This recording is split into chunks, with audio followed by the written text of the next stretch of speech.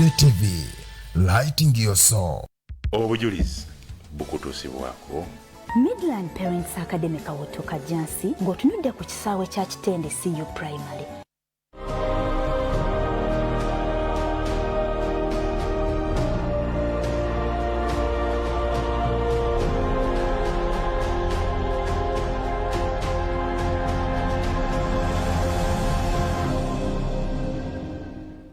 Mukama omulungi yeebazibwe nnyo mikwano gyaffe mwe n'abalabi ba Bagude TV banayinjagala obbalamusaako nti mwasuze mutya mwebale gyonna gye musobodde okukolako olunaku lwa leero ate neebaza Katonda abakuumye ate nzikiriza nti akyabakuumira ddala ate mmanyi nti Katonda waali Katonda waffe tatwabulira mu buli mbeera yonna yaabeerawo katubeere nga ffe tulowooza nti ebintu bikaaye Katonda ali wala ekyamazima kiri nti abeera kumpi era kanzikirize nti Katonda ali kumpi awamu naawe bannange ab'emikwano tukidde ddala mu kiseera kyaffe kino eky'obujulizi obeera buli lunaku okuva Monday paka Friday ate nga beerawo okuva essaawa 5 paka ssaawa 6. Twagala okwebaza mikwano gyaffe abateekamu ssente ku lwa puroguramu eno eba Midland Parents Academy bambi mwebale tuteekamu ssente lino essomero lisomesa abaana okuva ku senior 1 paka senior 6 ate liyisa bulungi abaana ku O level ne ku A level. Ate nga mukwano bw'otwalayo omwana ku ssomero lino omwana ow'ekisula asasula emitwalo 5 ku mitwalo 5 bamwerako ebitabo ne peeni bamuwa eddagala ly'engatto bamuwa eddagala ly'amannyo bamuwa sabbuuni ate n'abaana baffe abawala babawa ebikozesebwa ate omwana owadde asasula emitwalo 28 ku mitwalo 28 bamwerako ebitabo ne peeni ate nga bamuwa n'ekyemisana kati ate mukwano lino essomero ddungi lya Kikristaayo liyigiriza abaana empisa ennungi bw'otwala omwana ku ssomero lino bamuwa yunifoomu ya bwereere okwewandiisa mitwalo 5 essomero lino lisangibwa Kawoto Kajjansi lya Midland Parents Academy kati mukwano teekateeka okutwala omwana wo ku ssomero lino bajja musomesa bulungi nnyo ddala. Mikwano gyaffe abalungi njagala obbaga nti omugenyi waffe yatuuse dda mu studio zaffe zino ezagugudde mwabaliyo nga mutulindiridde banaye Mukama abakola obulungi abasinkane enkya ya leero era njagala okugamba toleka bintu ku muliro wandibirekako n'ebisiriira teekateeka olabe ng'obijjako osobole okutuula nga tewali kikutaataaganya mukwano gwange kati maama wange omulungi tusanyuse nnyo okulaba weebale kujja mu studio zaffe zino ezagugudde. Amiina kati kankusabula museko ku bantu baffe abali abatulaba babulireko ku mannyago babulire gy'ovudde ne gy'osabira kuba bayinza okubeera nti babadde tebatambula naffe okuva Monday yennyabo amanya gange nze Nasozi Florence Mukasa tusanyusa okulaba nsabira Makerere Full Gospel Church tusanyusa okulaba mukwano kanisa yange mwensabira. Amiina kati mikwano gyaffe abalungi twagala obbagamba nti nga tetuneyongerayo na bujulizi bwaffe leka twewombeeke tusabe kati mikwano gyaffe zibiriza amaaso go taata nannyini gulu n'ensise bukabaka w'abakabaka tukusinza tukutenda tukuwa ekitiibwa kubanga oli mulungi tukwebaza mukwano gwaffe olw'ekiseera kino ky'otuwadde okujulira erinnya lyo era tukwaniriza ojjoobeere wamu naffe Mukama taata omulungi leka ekifo kino kijjule okubeerawo ku nti bye tugenda okujulira leka buli abanaabiwulira bibakomeko bibasembeza okumpi naawe bikyusa obulamu bwabwe era na buli atudde ku TV ye Mukama muwe omukisa ayongere okunywera n'okwesigana okwagala ssebo omwoyo omutukuvu tukwaniriza jangu omaamire jangu ofuge gwoba otutwala twogere ebyo ebinaagulumiza erinnya lya Katonda waffe taata tukusinza tukuwa ekitiibwa n'ettendo mu linnya erya Yesu Kristo Mukama waffe amiina.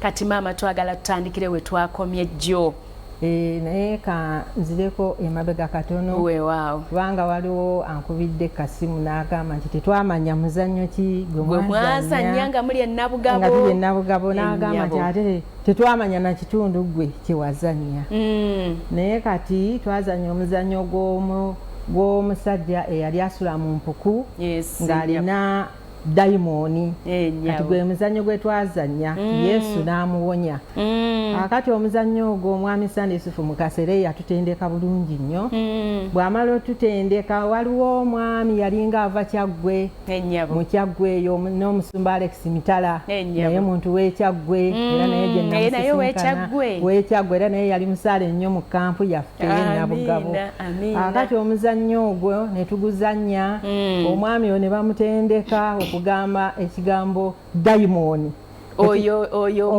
w'ekyaggwe erinnya ndyerabidde naye ye nga mu kifo ky'okugamba nti dayimoni ng'agamba dayamani kaakati bwe twatuuka okuzajja ku fayino n'agezaako mugamba gamba dayimoni naye ye ng'agamba dayamani kaakati ng'agamba ffe dayamani tuli bangi kaakati ekintu ekyo nga kyasesa abantu naye nga mwami mukasa gy'ali alimu yayagala jjeyo kiri kyeyamugambye kuba kyo ekituufu kubanga gwe gwali omulamwa gw'omuzannyo kaakati ate nze nazanya ekifo ekyali ffe abaali awo nga tusaakaanya nga tugoba yesu atuviire fatuviire mu kyalo kyaffe owulidde ekifo kye nazanya kale omuzannyo gwaffe bwe gutyo bwe gwali ne gusinga ne tufuna ebirabo. Amiina, amiina. Ate waliwo eyabadde aŋŋambye yankubidde essimu n'aŋŋamba teweeyogeddeko ku byennyanja by'e Nabugabo. Nabugabo eyo okufuna boyfriend ne girlfriend nga tubiyita byennyanja.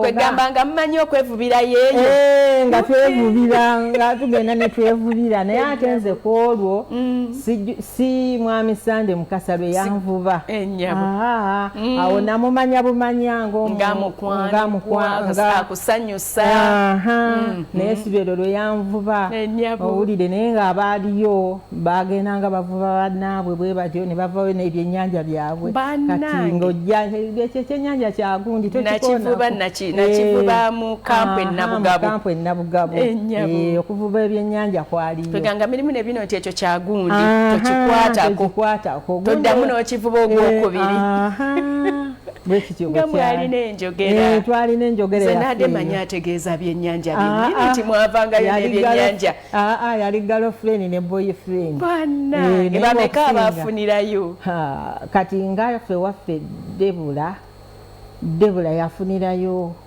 ekyennyanja eyamuvuba yali Isirayiri kijjwa naye oluvannyuma ate ne bitakwatayo kati ate omusumba waliwo awo omusumba eyamuvuba mwerabidde erinnya n'okufa yafa taata w'abatoni kati n'addamu n'amuvuba ng'oli amuleseewo oli teyavuba bulungi akatimba tekakwasa yavuba ekyennyanja kyataasobole kulya nga bwono yagala engege n'ovuba empuuta.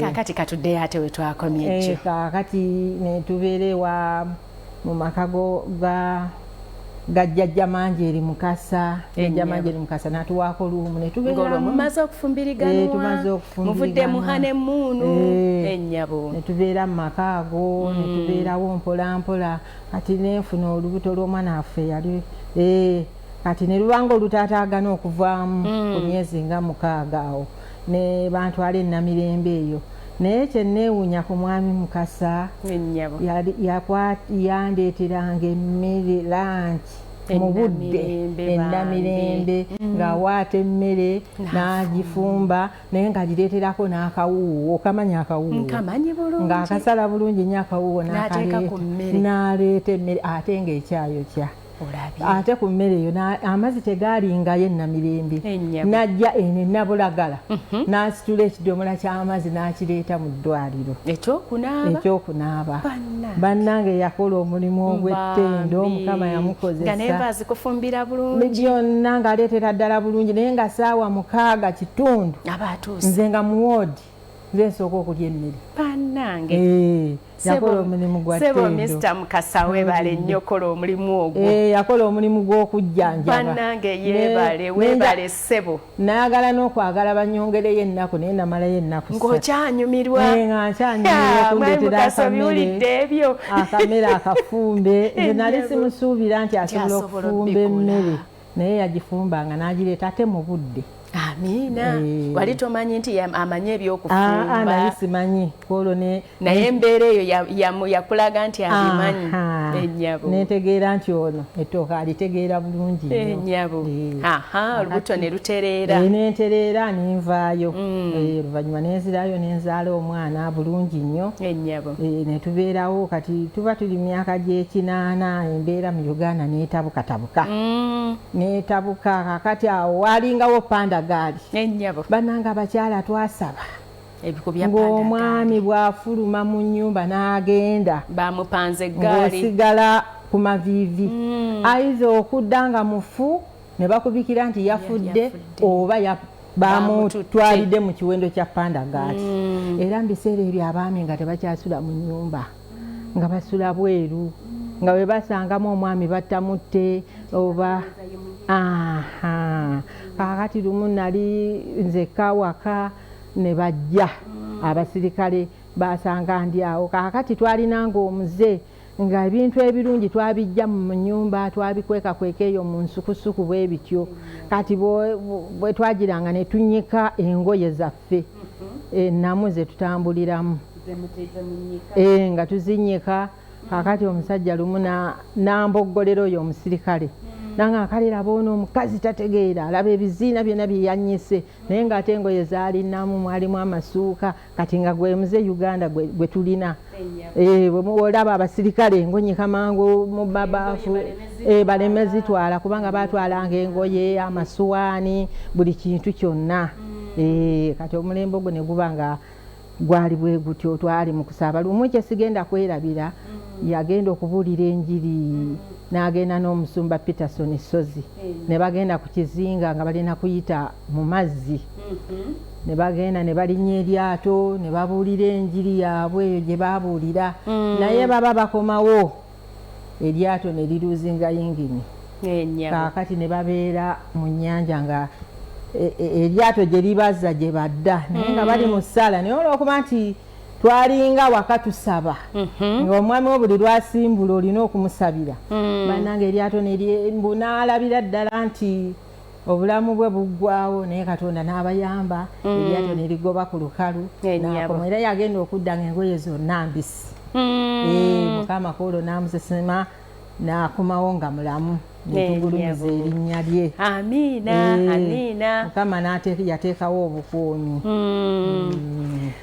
Okay, banenge mikwano gyaffe abalungi oyo ye Katonda waffe atalemererwa akola ebisukuluma amagezi g'abaana b'abantu tweyongera okumwesiga tweyongera okumwagala tukyagenda maaso n'obujulizi bwaffe naye Katonda waffe atukolera ebisukuluma okutegeera kwaffe Katonda waffe ayongera otuyimusa ayongera otukolera ebinene ate ng'akola n'ebirungi kati mukwano gwange tuloterere ntendo owulirize ate ebyaddako nga bamaze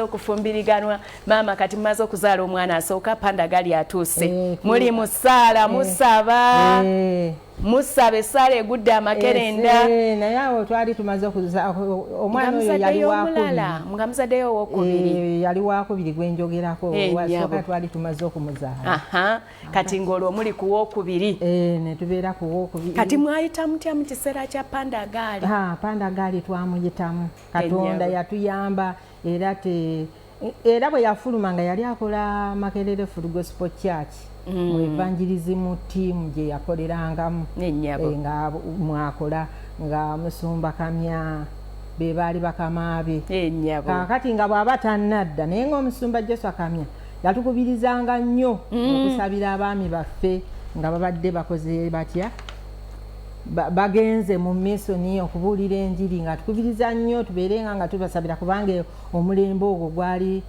nga si mulungi akati ne tubeerawo mpola mpola tuba tukyali awo n'afuna okuyitibwa okugenda e Kenya okutendeka abavubuka baayo era yaliyo ne crusade kati yali agenda mwezi nga ogwo yagenze batendeka kubuulira njiri kubatendeka mizannyo kubatendeka okuyimba musumba omusumba Asa Kolo yali akyayitibwa musumba naye kati Bishop Asa Kitonga n'amuyita kakati n'ategeka olugendo ng'agenda naye muno mu kkanisa yaffe mwalimu omukulisitaayo erinnya ndyerabidde nga be bakola ako kugaba amabaluwa ago kati bwe yagendayo okumusaba ebbaluwa ezigenda omusazo ensalo n'amugamba nti nze mbadde nkuwa amagezi genda ne famire yonna kubanga olina abaana babiri n'omukyala genda nabo wakiri ne bw'onomalayo omwezi kubanga kati era ojja kubeera eyo tojja kubeera na mirembe ojja kuba olowooza ku famire yo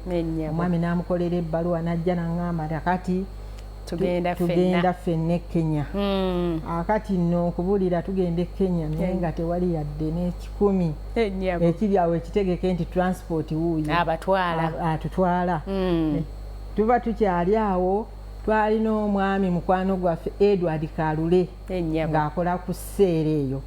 Akati oyo ye yafunanga abasumaali abaleetanga amafuta kati nga bamuwane ku ssente ez'e Kenya. Akati oyo yatuwa omutwalo ogumu og'Ekenya, yatuwa siringi 10 eky'Ekenya. Kiseera ekyo 10 nga kyamaanyi, yamuvaamu ssente nnyingi. Kati ne tufuna ssente ezo n'endala yange era bw'omanyi omusajja amanyi okwetetenkanya, yamanyi gye yazitetenkanya. Ne tukwata ebintu byaffe ne tubitwala ewa maama wange omulungi ennyo Ensambya omugenzi, ne tubitereka eyo, ne tugenda ewa ebirala ne tubitereka ewa jjajja waffe Haji Juma Katende wane Naakulabye. Haji Juma Katende kwolwo gye twasula n'atufumbira kacaayi ekiro n'akeera ku makya n'atuzuukusa n'agamba munywe kacaayi kano. Juma Katende oyo jjajja waffe yatwagala nnyo.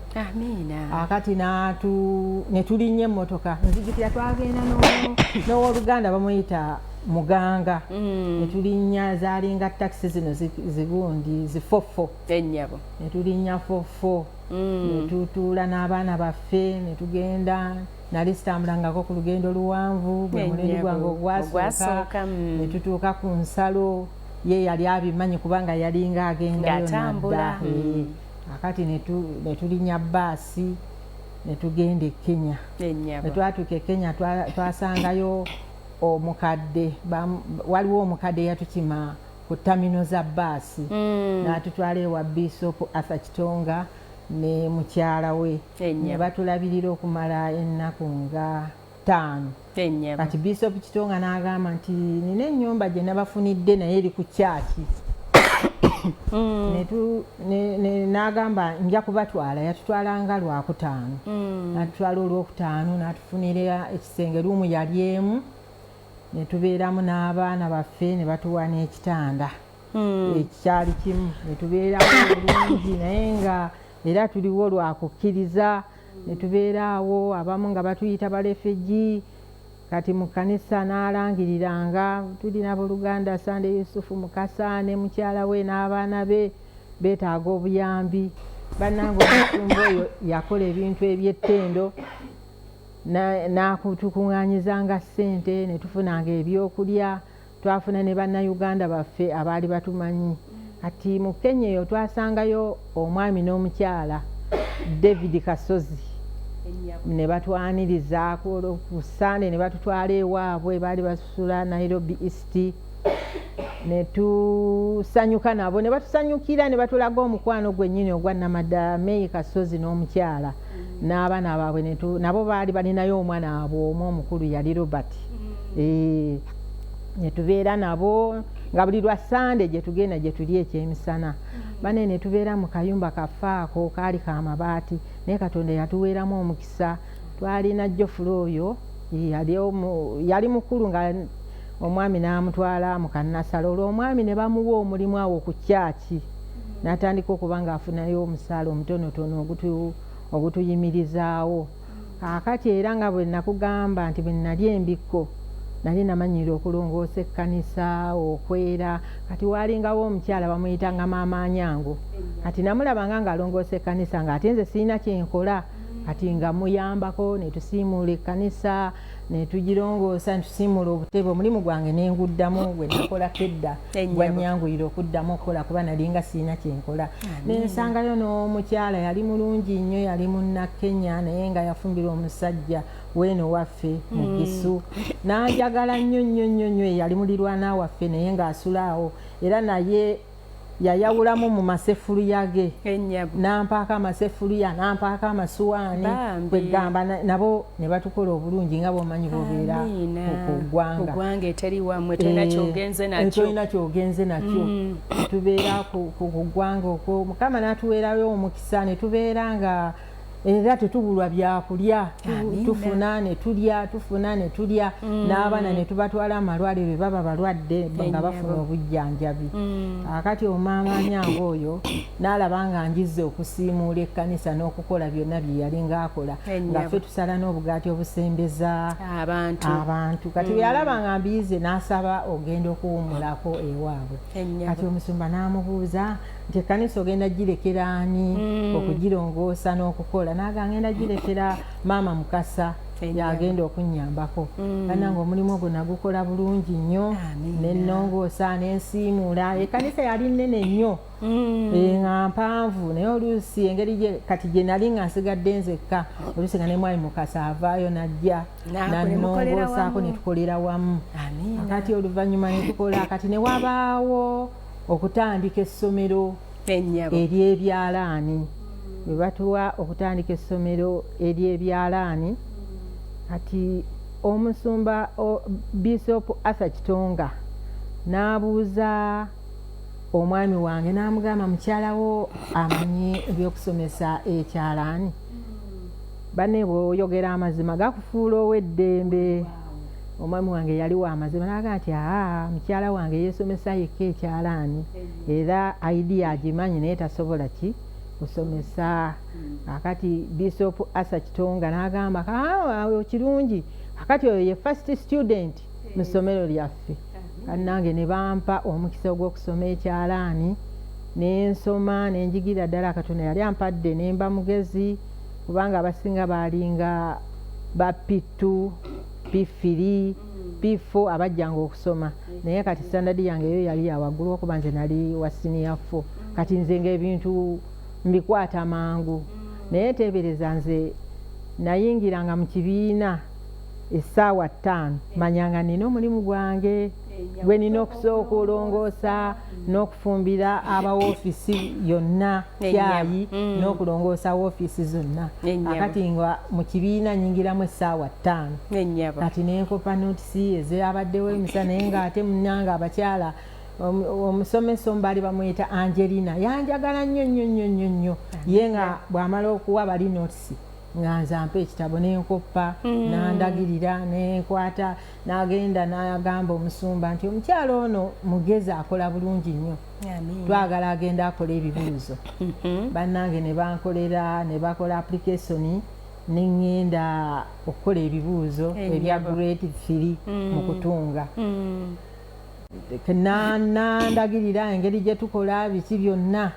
mwami Mukasa awo naye yali ayiza okuvuga emmotoka yagiyigira Kenya eyo ati nanvuga kumakya nga mulina okutuukawo ssaawa emu twakeera saa 12 nanvuga nantwala gye nagenda eyo mu industry area gye nakolera ebibuuzo grade 3 kati wayitawo mwezi ne bakuweereza ebbaluwa ebibuuzo ne bikomawo bane ne bikomawo omusumba Arthur be basooka okubisomamu Bishop ne mukyala we ne bampita ne baŋŋamba wayise grade 3 nensanyuka ati awo ne baŋŋamba ojja kubeera omusomesa waffe mu byalaani olwo nange ebintu mbitegeera ngize ate nze Katonda n'ampa amagezi abaana bano baalinga ba P2 ba P3 abajjanga okusoma mwe baakoma akati Katonda ate nanjigiriza Oluswayiri olabye nenjiga Oluswayiri awo kati omanyi n'Oluswayiri naye kati nalwanvaamuuko Katonda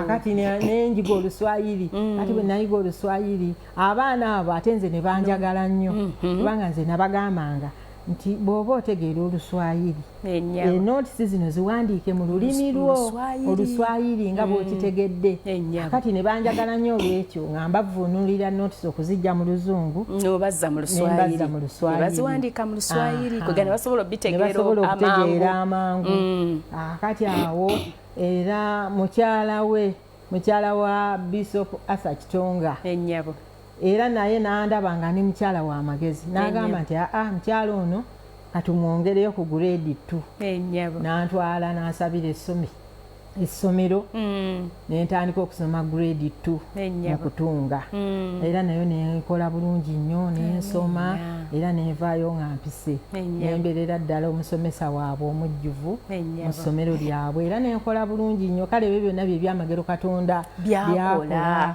kubanga tewaaliwo ssente nti omwami wange yasasula ssente nti nsome owulidde naye ekigambo kiri kye nasoose nakyo nti bw'oyogera amazima gakufuula ow'eddembe kituufu kubanga yandibadde abalimbalimba n'abaga nti yasoma bimanyi abisobola ate nga tobisobola ate nga sibisobola naye yali openi n'aga nti yeeyigiriza yekka kati omukisa nengufuna nempeererwa nensoma era nagenda okuvaayo nga ndi wa grade 2 mu kutunga. Mwamalayo bbanga ki Kenya? Twamalayo emyaka 6. Kitegeeza mwagenda okuddaano ng'olutalo lwaggwa? Ng'olutalo luwedde. Ne tuzaalirayo n'omwana. Ennyabo. Omwana omuwala bamuyita Damali Samali. Ennyabo. Nalubwama. Ennyabo.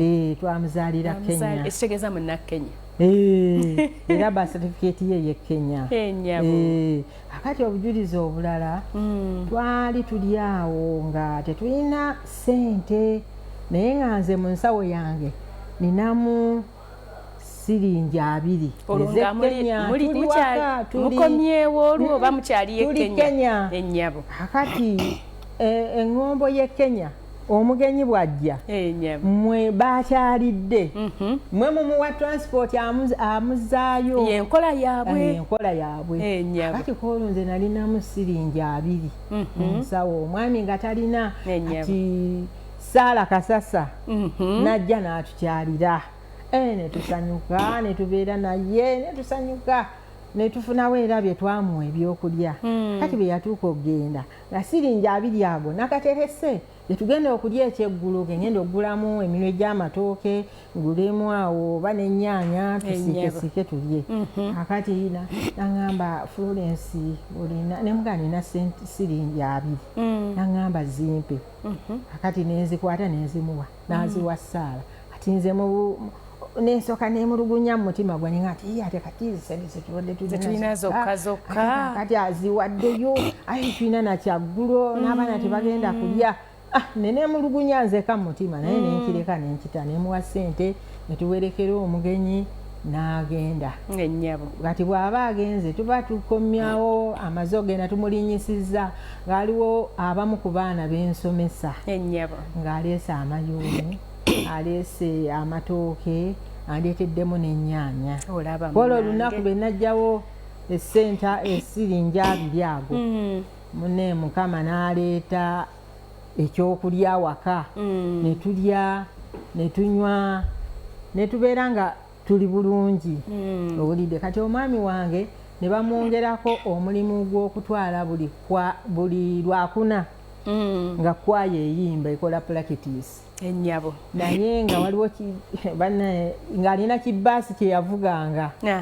Akati nga abakwaya buli omu agenda amutwala ate nga babeera waye abamu babeera Machakosi babeera wa ng'agenda abatambuza kati twasigalanga ne batabani bange Geoffrey n'Enule tubeerawo nga tusaba nga tugamba dadi tannadda twagenda okulaba ssaawa 2 ssaawa 3 walingawo n'omukuumi w'okimaani kati engeri naffe gye twasulanga ku kkanisa nga tetwebaka mangu nga tubeerawo nga tumukuuma okutuusa lwanadda twagendanga okuwulira ng'ekimotoka kijja kigolongotana Geoffrey n'Enule nga basanyuka baba wuyo anakuja nga basanyuka nnyo okulaba taata waabwe nga nabo boogera Luswayiri kati olwo boogera Luswayiri ate ye Enule Kenya teyayogererayo Luganda. Geoffrey yalinga alwogera naye nga ono ye ayogera Luswayiri yekka kubanga luyatandikirako.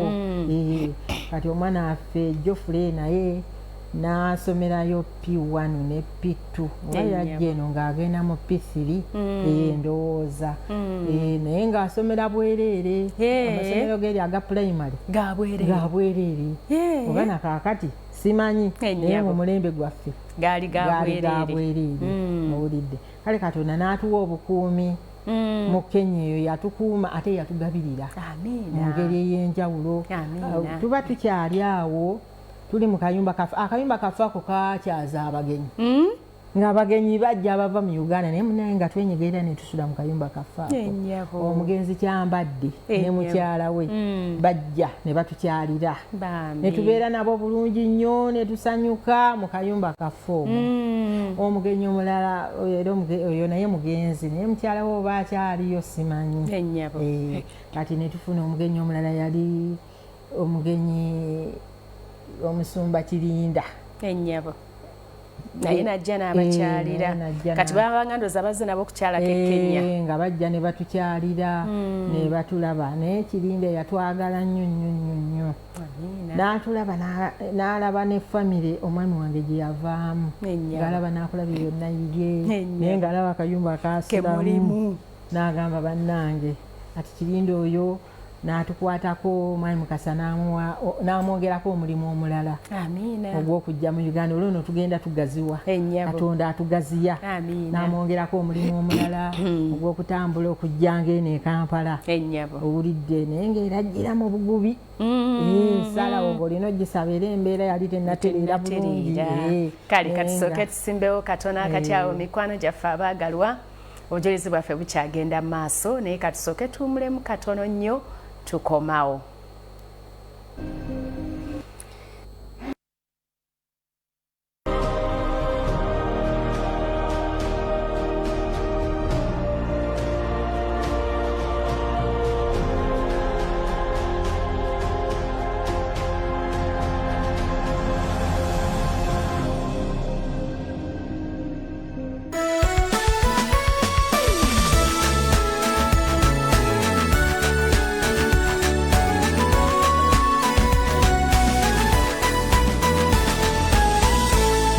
TV, lighting your soul.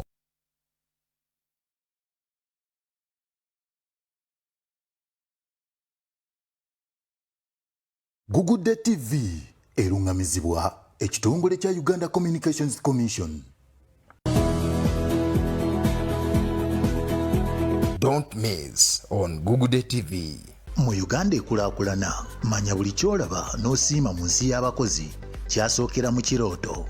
Kiikyo mu plan okutuusa mu kkolero gye kifulumira amagezi muliro amaaso gano gali abiri ng'ate n'okuyiga tekuggwaayo kati zimba wagira n'okumanya ebipya ebikolebwa mu Uganda ng'olaba program The Industry buli lwa mukaaga ssaawa 2 ez'akawungeezi wano ku Gugudde TV.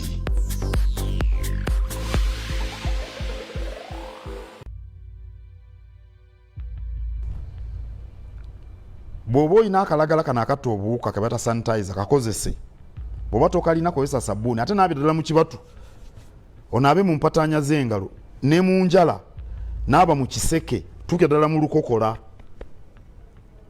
weesiimuula okale bulungi temusikaŋŋana mu mukono temugwaŋŋana mu bifuba. This message is brought to you by the Ministry of Health.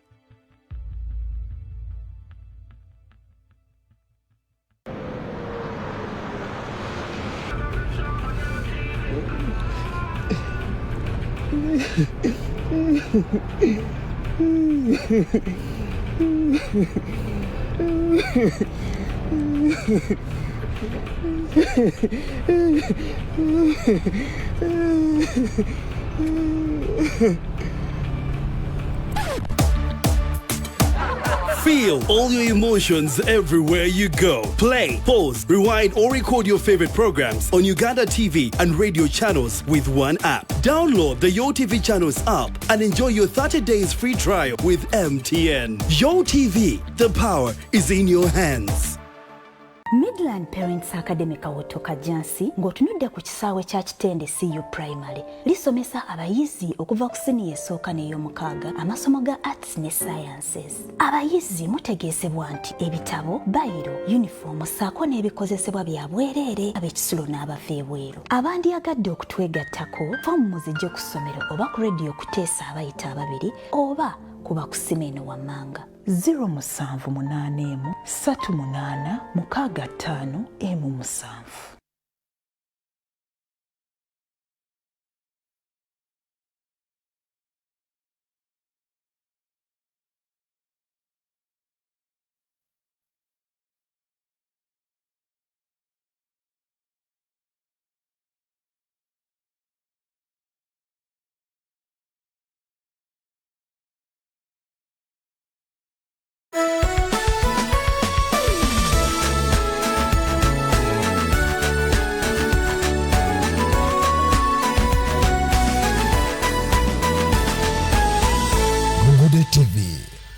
lighting your soul. Obujulizi bukutuusibwako. Midland Parents Academy Kawotoka Jansi ng'otunudde ku kisaawe kya Kitende CU Primary.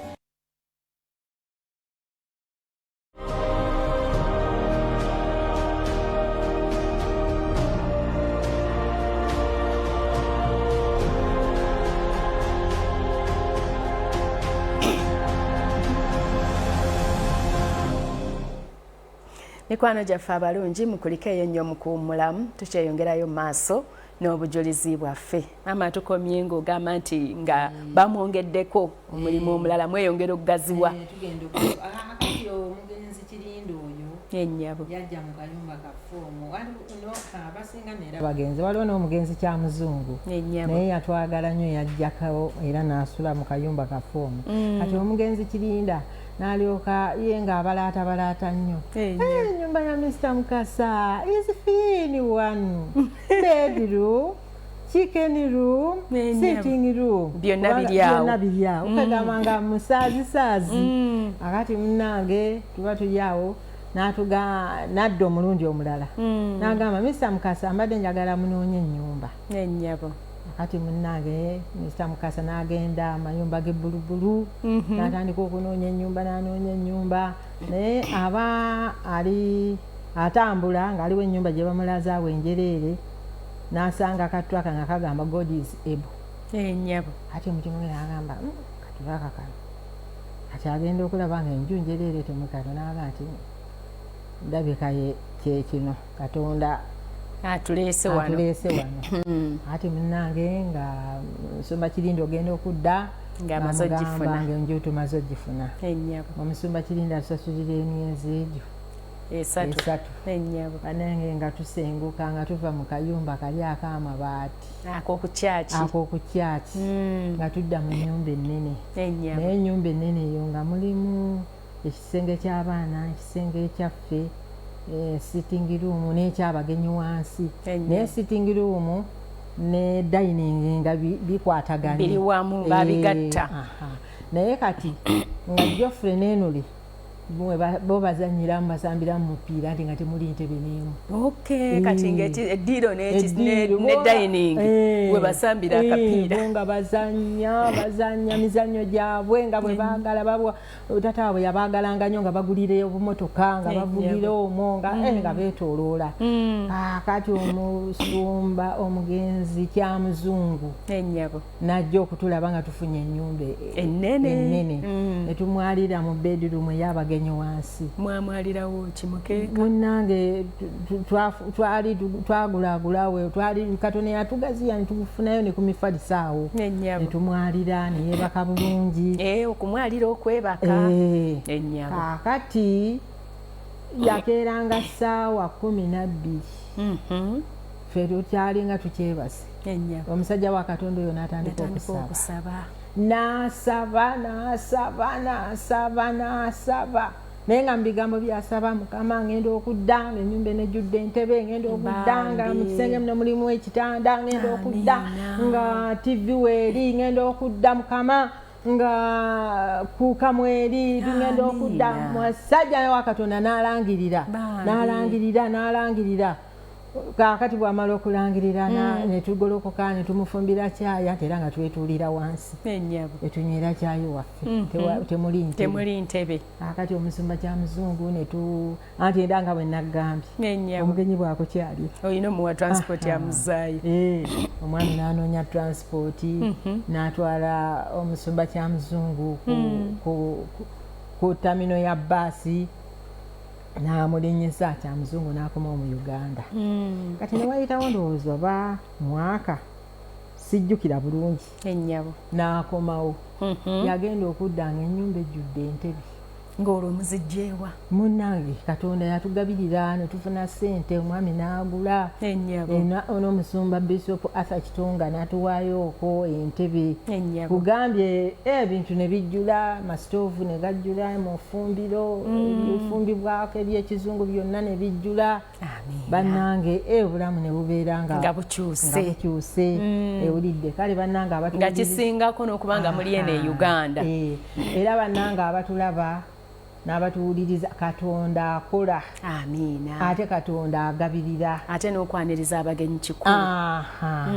Tetwekanya mu kayumba kafoomo, temwekanya abagenyi. Era bwe yabanga ow'okusula ng'era tujja kwenyiga musulawo mwenna mweyalirire wansi awo. Era abagenyi twabafuna bangi nnyo okubeera nga bajja, naye nga mulina okutola transport abazaayo. Owulidde, okuggyako omugenzi Kirinda oyo gwe tutaawa transport, n'omugenzi Kyambadde oyo naye tetwamuwa transport. Kati nga bana abagenyi beene Kampala bamanyi enkola y'e Kenya, obanga mwe mukola bukozi ng'enkola y'e Kenya kyabakwata nti omugenyi bw'akyala olina omumuzzaayo ewaabwe. Kati kiringanga naffe twakyalanga ewaaba David Kasozi era nga nabo kati ekyomukisa omulungi ye David Kasozi yalina akamotoka akatonotono ye ng'atuvuga n'atuzza, naye nga teeko lina okuzzaayo omugenyi ewaabwe. Owulidde, kale nno munnange ne tugaziwa, Mukama n'atukolera eby'amaanyi. Era Katonda bw'obeera mwesigwa, oba bwonna bwali bwesigwa okubeera nti Mukama atukozesa mu buli mbeera yonna etesoboka n'ensoboka. Kubanga omwami wange oyo yakola sacrifice, yali nnene nnyo mu myaka egyo gyonna. Yakola sacrifice ng'ava e Kenya n'ajja n'ayamba abasumba abaalinga mu Uganda okubaleetera ssente. Kati obwo bwonna obuweereza bwe yakola, kati nga bw'akola yeri ku ssente n'aleeterako ku bali eno. Waalingawo Gospel Mission essente ze baakuŋŋaanyanga nga lino zireeta eno e Kampala okuleeta abasumba mu biseera bye baatuggalawo. Yakola omulimu ogwo. Kale no munnange ne tubeera bwe tutyo, Katonda n'atugaziya n'atukulaakulanya, ne tufuna n'omwana waffe omulungi Damalisa Male w'obuwala. Kati ekiseera ne kituuka emyaka ne giggwako, ekiseera kituuse emirimu gye gyaggwawo. Emirimu tegyaggwawo, wabula mwayagala bwagazi eno wateredde. Omwami n'agamba nti kaakati n'omugenzi Kirinda n'atugamba endowooza kati mu Uganda wateredde kofenti ye. Kati ne tukomawo ne Kampala, naye omwami ye n'asigala ng'akyatambula bw'agenda eri bw'akomawo eno. Bw'agenda n'akomawo kubanga yalingayo organisation endala era gye yakolamu yali aba Ethiopia, naye omu Ethiopia oyo omwerabidde. Kati gye yakolangamu, kati n'aba ng'agenda ng'adda. Ne tukomawo eno mu Uganda. Owulidde, era Bishop Arthur Kitonga n'ampeereza ssente ez'oggula ekyalaani ekirala kyenina okukolerako eno mu Uganda. Yansibirira entanda, ne tugula ekyalaani ne ntandika okukola mu Uganda eno, kuba nali maze okuyiga fasoni zonna ez'engoye, okutunga ebitengi. Ne nkomawo, ekintu kye nali simanyi olwo obulungi yali gomesi, naye omugenzi mukyala Ziwa twali tubeera Kawaala. Kati ne mukwana n'aba mukwano gwange, kati nenfuba okuserengetangayo okunjigiriza gomesi. Kati ne gomesi nayo nenjiteekako nenjiyiga. Owulidde, kati era omukisa ne gujja, mwami alina mikwano gye era ne batuweereza ebintu bye baweereza eyo baweererezaamu ebyalaani. Kati ebyalaani ebyo nemba n'ebyalaani nga 5. Kaakati nentandika essomero awaka, nentandika essomero, mwami nampa garagi, nentandika okusomesezaamu. Nensomesa abakyala, mukyala Katongole, mukyala Christine Ntambi, abakyala bangi abasomera awo. Owulidde, bamu ne bafuna emirimu mu kibuga eyo gye bali, era bwe ŋŋenda mu zaakeedi soda ye munywera ddala. Oli bwamu ampita nti oyo musomesa. Abalala bakolamu owino. Waliwo omukyala Musoga ali Busoga eyo, naye lwakuba ndowooza ennamba yange kati yamuva mutene, yalinga nkubirako n'aŋŋamba tica ndi eno nange nafuuka tica. Owulidde, kale nembanga nange okusoma kwange nakugabanako n'abalala. Kati ate bwe nadda e Kanyanya era nakyo ne kiyitirira, era nenfuna bosomesa abastudenti era ne mbasomesa waliwo student wange gwensembyeyo okubeera naye bamuyita Helen Mirembe ali awo neighbor wange mama we ye Saala kale oyo naye student wange naye atunga bulungi nnyo oyo naye ayise emikono gyange oyo gwe nkyasembyeyo okuyigiriza era mukyala Saala nkutumidde nnyo olw'okumpa omuyizi oyo ne musomesa. Amiina. Kati awo abaana ne bakula. Abaana ne bakula. Geoffrey n'afuna omukyala. N'awasa Debula Naggayi. N'atuzaalira omuzzukulu asooka tumuyitadde First. Nabagula Joyce kati ne tufuna Joyce mulaba ku WhatsApp ne tusanyuka nnyo okufuna Joyce waffe ate naye munnakatemba ate no ne second born munnakatemba mbalaba ku WhatsApp nga bakola comedy kati munnange ne tufuna abazzukulu abo ne tufunayo n'omuzzukulu omulala bamuyita Ntege naye abeerako imeeyo ne tufuna ne Gabriel Musumba, Besida Musumba, ne Ado Musumba. Ado Musumba ye mulwadde naye nzikiriza amaanyi ga Katonda ajja kuwona mu linnya erya Yesu kubanga Katonda waffe mulamu ate talemererwa ate yatugamba nti emiggo gye egyamukubwa gye gituwonya kati tulindirira emiggo egyo egiwonya omwana oyo era buli muntu yenna awuliriza pologulamu eno ng'oli mulwadde kiriza nti emiggo gya Yesu egyamukubwa n'omusaayi gwe ogwayiika gwe gutuwonya. Amiina.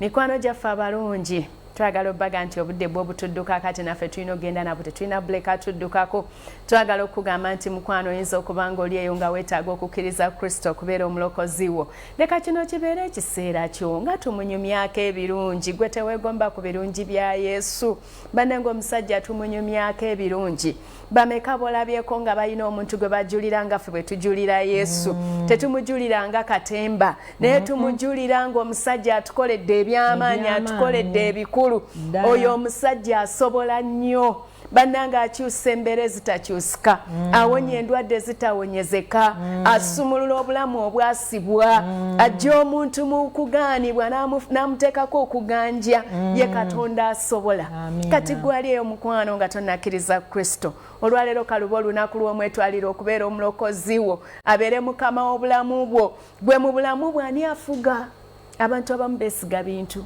nga bamanyi abalala ssente naye olwaleero zimukolera tezikola bw'ayagala okutambula tatambuzawo kigere okuleka ayina eggaali nalabye nno bambi abazivuga nga nozimanya tezibazimanyi nange nalabyeyo bambi zibakuba ebigo kaseera si kangu naye ng'ate sente zayinza okuba alina kabande wano mu nsawo naye ali kagaali kamukuba ebigo nange namulabyeko kati sente nazo nnungi naye ate zirina we zitayambira ne waliwo abeerawo mbudde bwonna ye mukama waffe Yesu Kristo kati oyo bw'obeera naye oba oyina byonna oba embeera efaanana etya oba etya bw'oba olina Yesu kikola amakulu mangi bw'oba olina Yesu asobola okukuwanirira asobola okukulembera akuyisa awaseerera akuyisa mu kanyiga watayitika akuyisa mu mbeera enzibu oyo omusajja atalemererwa ye waakiri takusitula nakutwalira waggulu bw'oba tosobola kuyitawo bannange oli omusajja mulungi kati njagala okutegeeza nti gwe yagala omukkiriza olwaliro kaluba olunaku lwo omutwala okubeera omulokozi wo maama kankusaba osabira abantu abaagala okulokoka oba atuza obulokozi Kristo ayingire mu bulamu bwabwe ennyabo bannange abatulaba n'abatuwuliriza oyatula na mutima gwo oyatula n'akamwako okukkiriza Yesu okubeera omulokozi we kakati tugenda weewombeeke okwate mu kifuba kyo okkirize Yesu okubeera omulokozi wo olunaku olwaleero ayi Yesu nzize mu maaso go nga ndi mwonoonyi kkiriza obwonoonyi bwange busangulibwewo era ompandiike mu kitabo ky'abatuukirivu omponye endwadde zonna ezinnuma n'ebizibu byonna ebinneetoolodde nga nkukkiriza olunaku olwaleero okubeera omulokozi wange Mukama kati akulokodde oba oyatudde essaala eyo kati weebale ate ne mu ggulu bamalayika bakoze embaga olwaggwe akkiriza Yesu alokose olunaku olwaleero bamalayika bali mu ggulu bakoze embaga. Weewaawo. Kati mukwano gwange gwalokose luno olunaku lutwale nga lukulu nyero olumakinge mu bulamu bwo ogambe nti nga 16 omwezi ogwokuna 2020 nakkiriza Kristo okubeera omulokozi wange. Leka luno olubeera olunaku olw'enjawulo mu bulamu bwo n'essaawa osobola ozimakinga nti nga kuyiseeko eddakiika 49 ku ssaawa 5 olwo olunaku olwokuna nga 16 omwezi ogwokuna 2020 nakkiriza Kristo kubanga lusinga olunaku lwe wazaalibwa musojjamu ng'okaaba naye obulokozi tubutwala tusanyuka kuba tuva eri obulamu ne tuva eri okufa ne tujja eri obulamu. Kati mukwano ate naawe aliyo ng'olumwa olina ebizibu olina ennaku olina ebigaanyi waliwo ebikunyigiriza bakugoba mu nnyumba landiroodi takugumiikiriza naye anoonya zaakulya leero. Mukwano twagala tuyimirire naawe twagala okusaba naawe leka Kristo akole omulimu omulungi mu bulamu bwo. Leka akukyalira olwaleero akyusa ebitakyusika naawe omulwadde kkiriza okuwonyezebwa. Katonda afe awonya bane Katonda afe awonya. Twayogedde dda nti emigo gye gyamukubwa gye gituwonya. Kati zibiriza amaaso go tusabe. Kitaffe omutukuvu kabaka w'abakabaka taata tujja amaaso go mannya ag'omwoyo omutukuvu mu linnya Yesu Kristo omwana wa Katonda omulamu. Kitange nga tukwegayira nga tusaba ogola omukono gwo ogw'amaanyi eri buli muntu yenna alumwa tukoowola amaanyi gagawonya leka gamuyitemu atwale okuwonyezebwa. Mukama wange mu kiseera kino n'oyo asibiddwa tulangirira okuwonyezebwa n'oyo alina ennaku tulangirira okuvaawo. Waliwo gwe babanja nga anoonya nezasasula taziraba naye ate nga n'abanja azeetaaga. Mukama nabo bombi basisinkana olwaleero obeeko ekyenjawulo ky'obakolera ayi Katonda.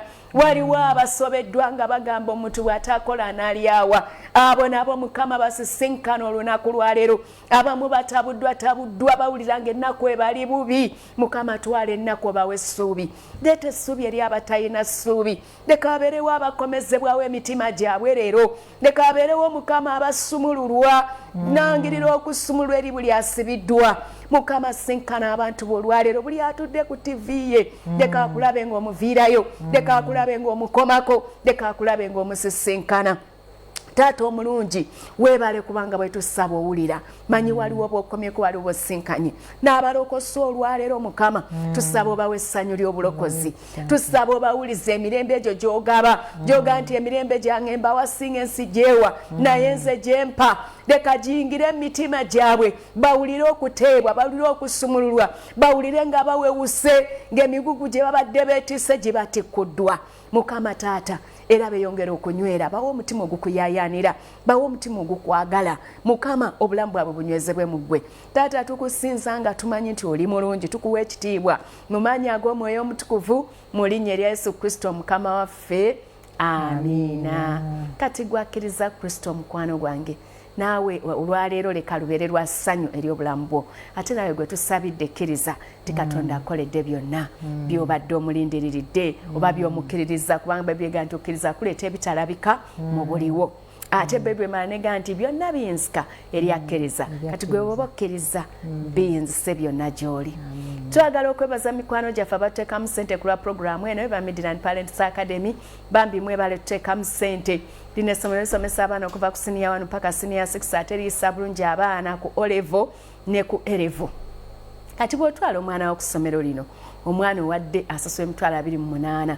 Ku mitwalo 28 bamwerako ebitabo ne peeni ate nga bamuwana ekyemisana. Ate bw'otwalayo omwana ow'ekisulo omwana ow'ekisulo asasula emitwalo 54. Ku mitwalo 54 bamwerako ebitabo ne peeni bamuwa eddagala ly'engatto bamuwa eddagala ly'amannyo bamuwa ne sabbuuni. Ate n'abaana baffe abawala babawa ebikozesebwa. Bw'otwala omwana ku ssomero lino bamuwa yunifomu ya bwereere okwewandiisa mitwalo 5. Ate lino essomero ddungi lya Kikristaayo liyigiriza abaana empisa ennungi. Kati mukwano Midland Parents Academy lisangibwa Kawuto Kajjansi. Mikwano gyaffe abalungi twagala obbagamba nti tweyongera okwagala Good TV, tweyongera okubeera nga tusanyukira mu Katonda, sanyukira mu Katonda tonakuwala.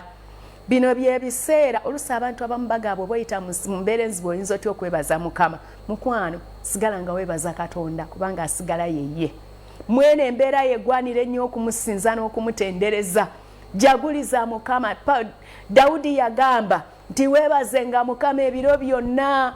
Naawe olwaleero njagala okuga nti mu mbeera ng'eno weebaze Mukama, sinza Mukama. Okusinza kukutula ebisiba. Musinze agenda kubaako byakola naawe weewuunye. Tweyongere okukkiriza Mukama. Mikwano gyaffe abalungi tubaagala nnyo mwenna.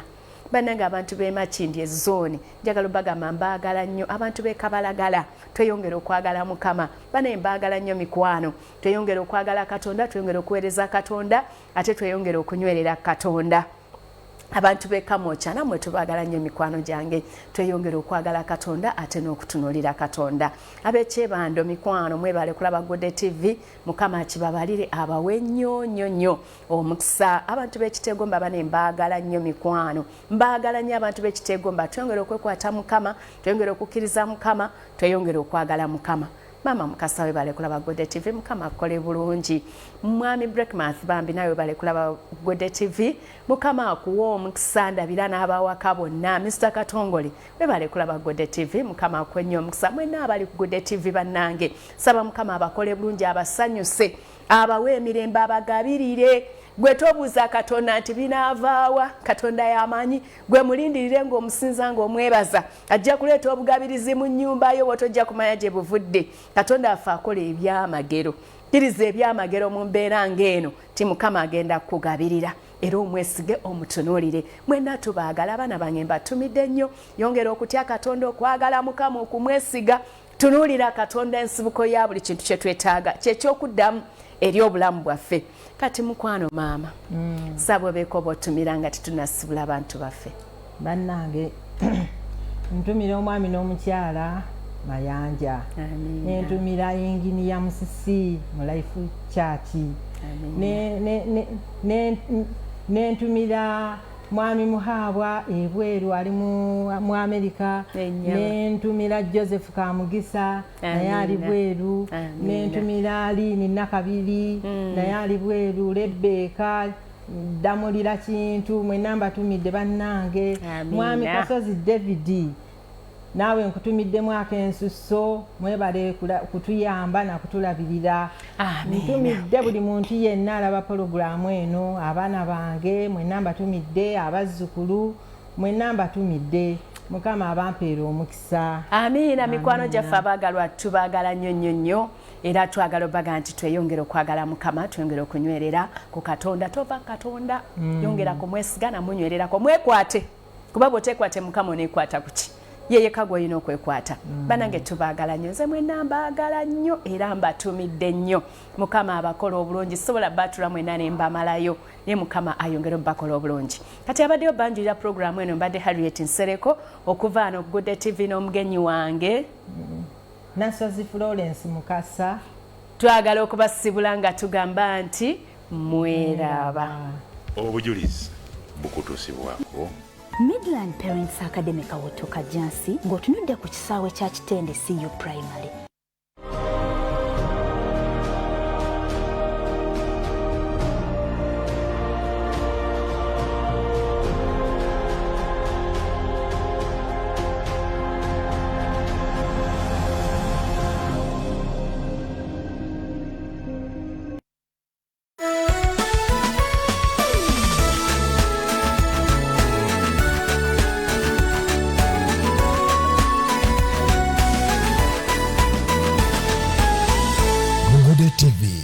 Lighting your soul.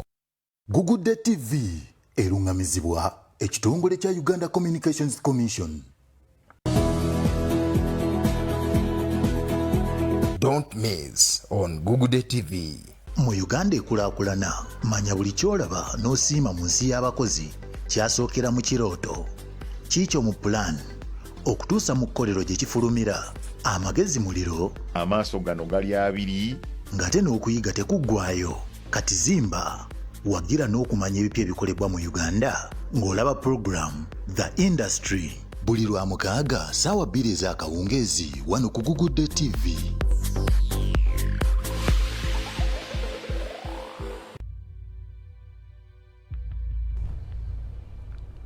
Bw'oba olina akalagala kano akatta obuwuka ke bata sanitizer kakozese. Bw'oba tokalina kozesa sabbuuni ate naabe ddala mu kibatu. Onaabe mu mpataanya z'engalo ne mu njala n'aba mu kiseke tuuke ddala mu lukokola. weesiimula okale bulungi temusikaŋŋana mu mukono temugwaŋŋana mu bifuba. This message is brought to you by the Ministry of Health.